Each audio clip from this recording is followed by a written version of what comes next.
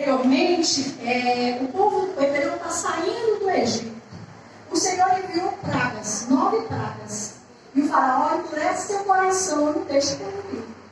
E o faraó ainda diz mais: eu vou matar esse povo todinho. O Senhor diz: não, Israel é o meu primogênito. Eu vou matar os filhos, os primogênitos de faraó. Isso estava no coração do Senhor. Mas ele disse: o meu povo será poupado se fizer dessa maneira. Então, foi assim que aconteceu. À meia-noite, passa o anjo da morte. E onde não havia aquele sangue, o que acontece? Foi levado cada primogênito. Mas a primeira coisa que eu quero te mostrar aqui é que Páscoa significa, no hebraico, Páscoa significa passar. Que é parecido com o que significa passar por cima.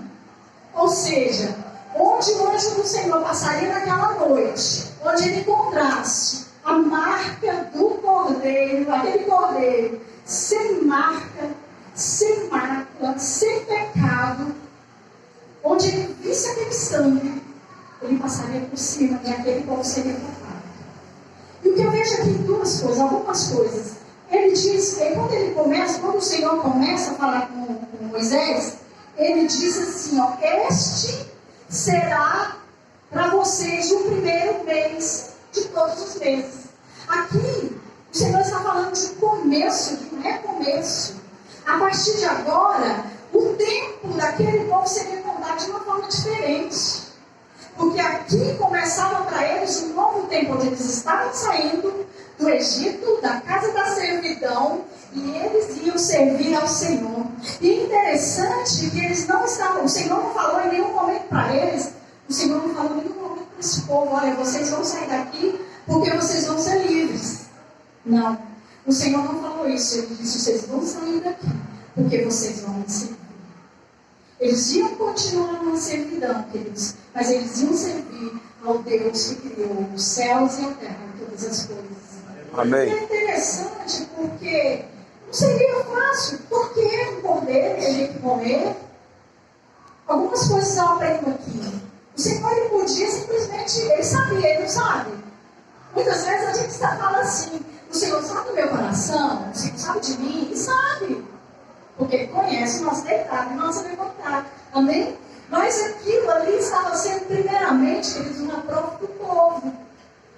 Uma prova para o povo. Imagine se eles fossem, se eles dissessem: não, eu não vou fazer nada disso, bobagem.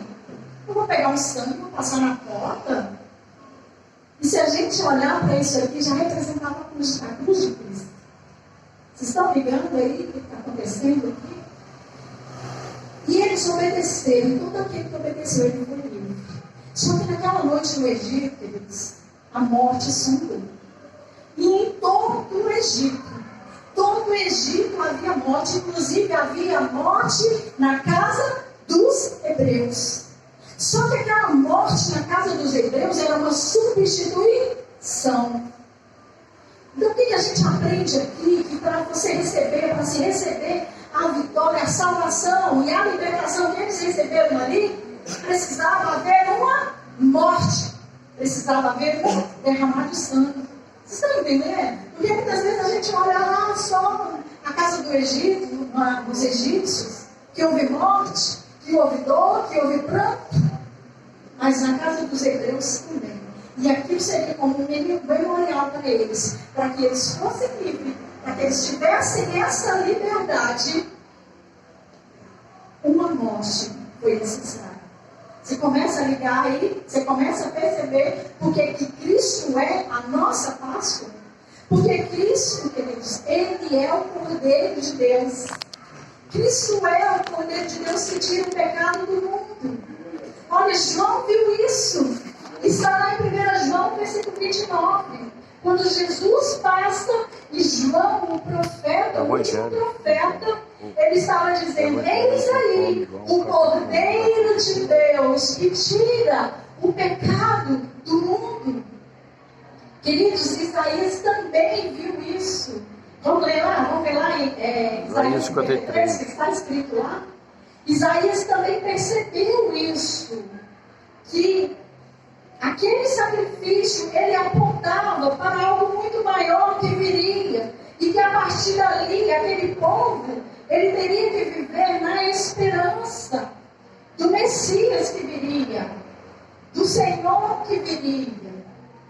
Amém? E o profeta Isaías, ele pode ver isso. Imagina quantos, depois que eles saíram ali da terra do Egito, eles começaram a servir ao Senhor, eles realizaram a primeira Páscoa, mas depois disso, eles não realizaram mais Páscoa, sabia? Que até os juízes, eles não haviam celebrado nenhuma Páscoa. E aí, depois de muito tempo, vem o rei Josias. Gente, nem Davi, ele celebrou a Páscoa, vocês sabiam disso? Nem o rei Davi celebrou a Páscoa. Por quê? Porque o tempo foi passando e o povo foi se esquecendo de falar a palavra, de ensinar a palavra. Por isso eles é importante de nós ensinarmos para os nossos filhos, de ensinarmos para os nossos pequenos sobre a palavra de Deus, sobre o significado da Páscoa. O que significa a Páscoa? E olha o que Isaías, o que ele vê, o que ele percebe. Olha só, vamos ver lá em Isaías, a partir de 53, a partir do 4. Vocês entenderam que aquele cordeiro que foi imolado no dia da Páscoa, na saída do povo hebreu do Egito, ele já apontava por um sacrifício perfeito. Jesus Cristo, Filho de Deus. Isaías, o profeta Isaías, depois que Isaías tem aquele encontro poderoso com Deus, né? Ali, depois da morte do rei Uzias, como foi pregado aqui na semana passada, a morte do rei Uzias, talvez Uzias representasse algo muito, muito importante, né, na vida de Isaías. E sabe o que me chamou a atenção ali naquele texto, pastor? Que ali no versículo, lá no capítulo 6, se você ver no capítulo 1, Isaías já profetizava. Isaías já falava e afrontava o povo. Mas naquele momento que ele tem um encontro com a glória de Deus, ele diz: ai de mim que vou perecendo. Porque ele viu a glória de Deus, o poder de Deus, e temeu a Deus. E depois daquele encontro com Deus, com a presença de Deus, aí já vem Isaías. Isaías, ele é considerado o profeta maior, queridos, porque ele tem o maior número de revelação sobre a vida do Messias. Amém. Por isso que é profeta maior, não é porque o livro maior é o maior livro, não. É porque ele contém o maior número de profecias sobre o Messias. E lá no 53, a partir do 4, ele diz assim: olha, verdadeiramente, olha se isso não é Jesus, gente. Verdadeiramente ele tomou sobre si as nossas enfermidades, as nossas dores, ele levou sobre si. E nós o reputávamos como aflito, ferido de Deus e oprimido. Mas ele foi ferido pelas nossas transgressões e moído, aleluia, e moído pelas nossas iniquidades. O castigo que nos traz a paz estava sobre ele. Aleluia. E pelas suas pisaduras nós fomos sanados. Pelas suas pisaduras nós fomos sanados. Aleluia. Glória a Deus. Todos nós andávamos desgarrados como ovelha. Cada um se desviava para o seu caminho. Mas o Senhor, o Pai, fez cair sobre ele a iniquidade e o pecado de todos nós. Ele foi oprimido, mas ele não abriu a boca. Ele não abriu a boca. Como que a gente está ali? Como um cordeiro. Você percebe já? Começa a perceber a ligação daquele cordeiro sem mancha, sem mácula, sem pecado. Como um cordeiro que não abriu a boca, que não murmurou, que não sentiu dores, mas ele ficou calado e ele permaneceu. Amém?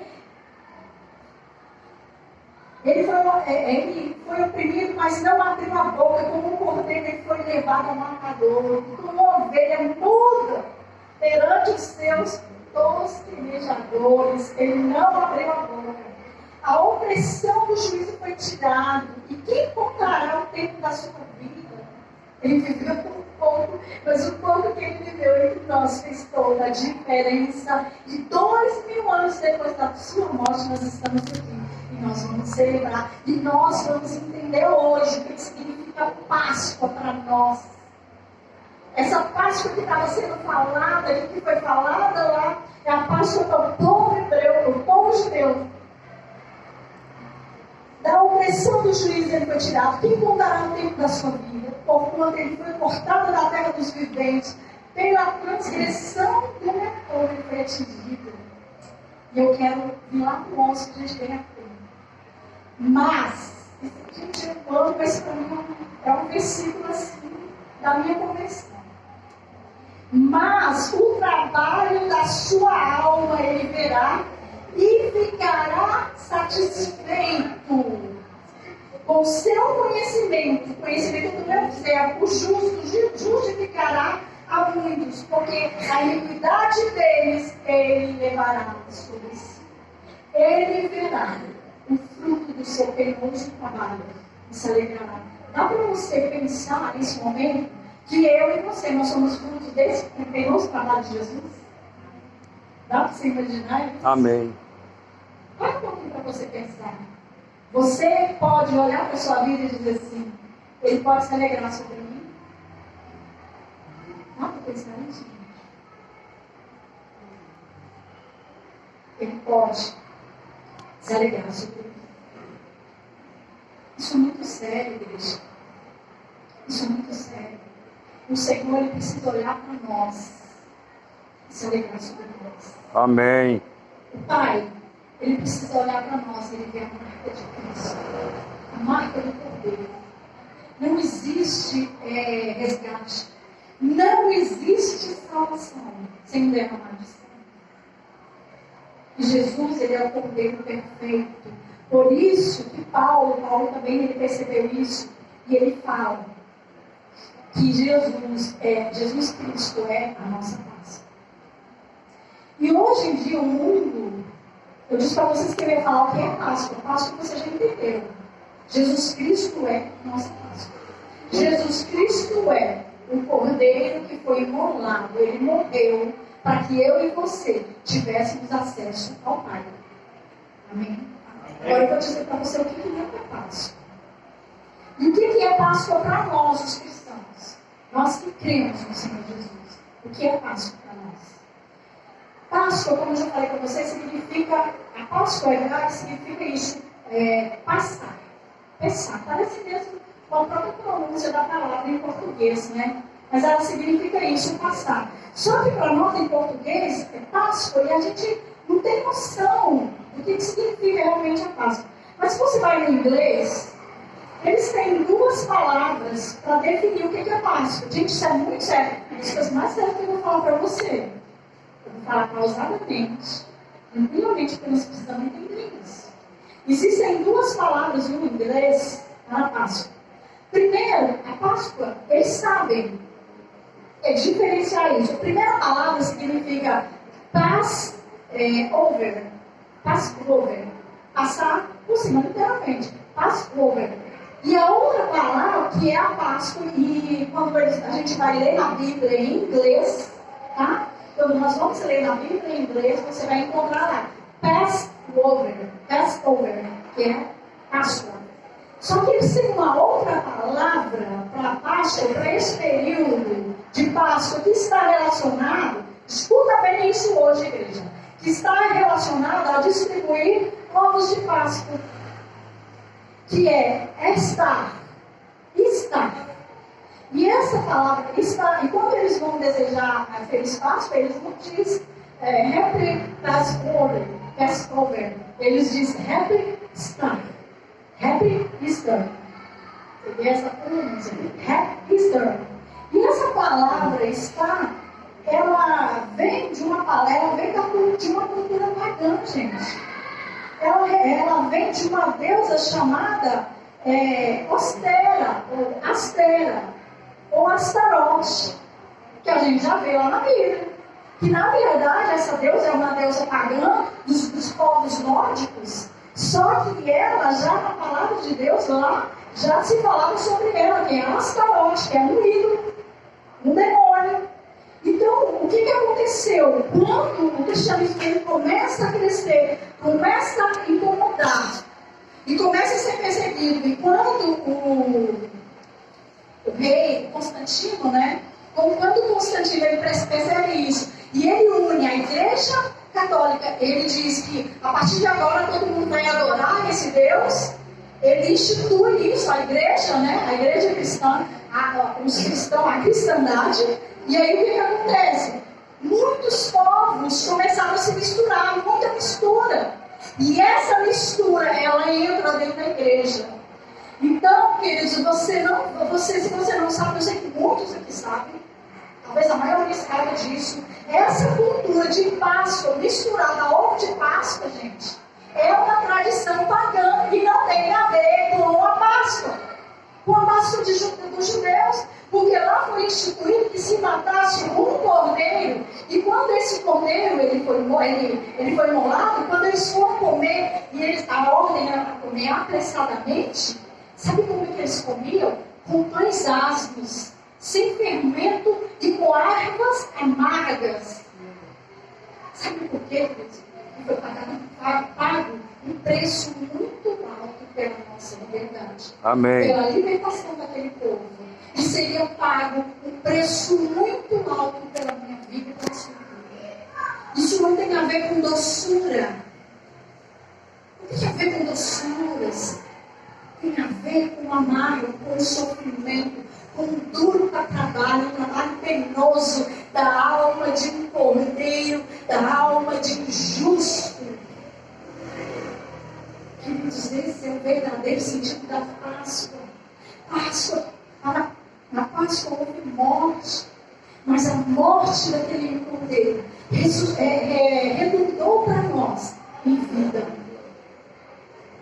Você consegue entender isso nessa hora? Então, queridos, a Páscoa, como ela foi instituída lá no Êxodo 12, ela não é para nós hoje.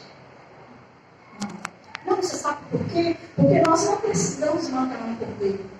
Alguém aqui vai matar um cordeiro na Páscoa? Não. Sabe por quê?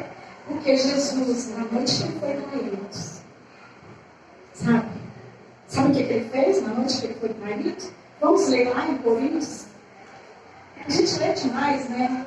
E muitas vezes a gente não entende o que está escrito ali, o que está sendo feito, o que está sendo falado. Vamos ler lá? Aleluia, Deus. Você pode passar para a gente? 1 Coríntios 11. 1 Coríntios 11, a partir do 23. 1 Coríntios 11. Não 1 Coríntios, rapidinho aqui, 11. Vou ler aqui também na minha Bíblia, que eu gosto de ler. 11, 23. A nossa Páscoa hoje, gente, eu acho que você já começou a perceber. Sabe o que é a nossa Páscoa hoje? É a ceia do Senhor. É quando nós tomamos o pão. Não é crônica, eu coloquei que representa Coríntios. o corpo de Cristo. Coríntios. 1 Coríntios 11, a partir do 23. 1 Coríntios 11, a partir do versículo 23. Porque a nossa Páscoa hoje, queridos, para você sabendo nessa noite, que a nossa Páscoa hoje é quando nós tomamos o pão que representa o corpo de Cristo, e que nós tomamos o sangue, nós pegamos o suco de vinho que representa o sangue.